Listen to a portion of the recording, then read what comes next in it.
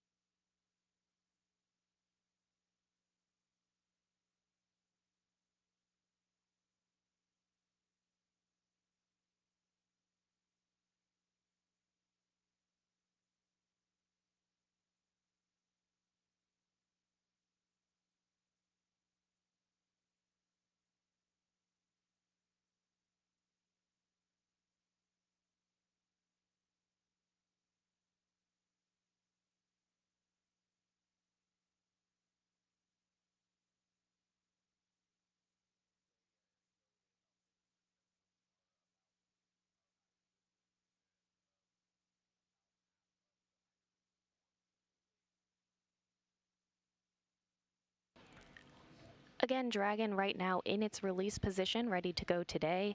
Once the release window for Dragon opens up this morning, which is scheduled to take place around 9:59 a.m. Central Time, Robotics Officer David Gruntz here in Mission Control Houston will send commands to open up the snares on the end effector of the Canadarm2 robotic arm to allow Dragon to be set free for its return to Earth.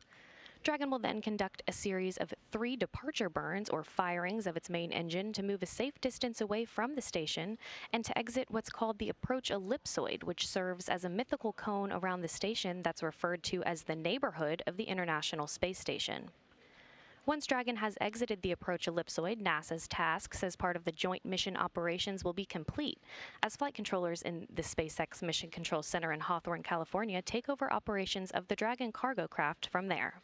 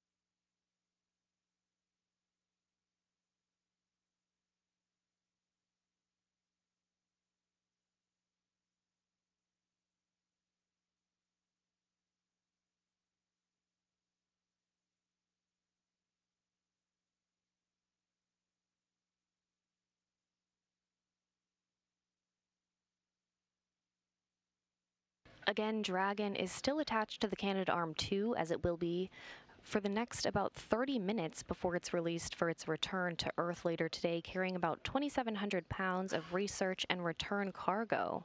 Among that research and return cargo are samples, hardware, and data from completed investigations. One of those investigations is space moss, which is returning on Dragon today, comparing mosses grown aboard the space station with those grown on Earth to determine how microgravity affects growth, development, and other features. Crew members fixed some of those mosses using a chemical fixation bag and stored the rest for live return today.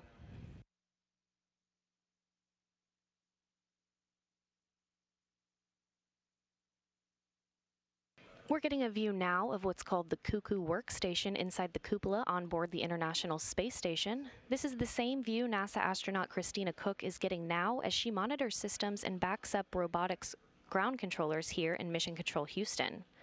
Yesterday marked the halfway point of Cook's long-duration mission, and she's slated to set the record for the longest single space flight by a woman with an expected total of 328 days in space.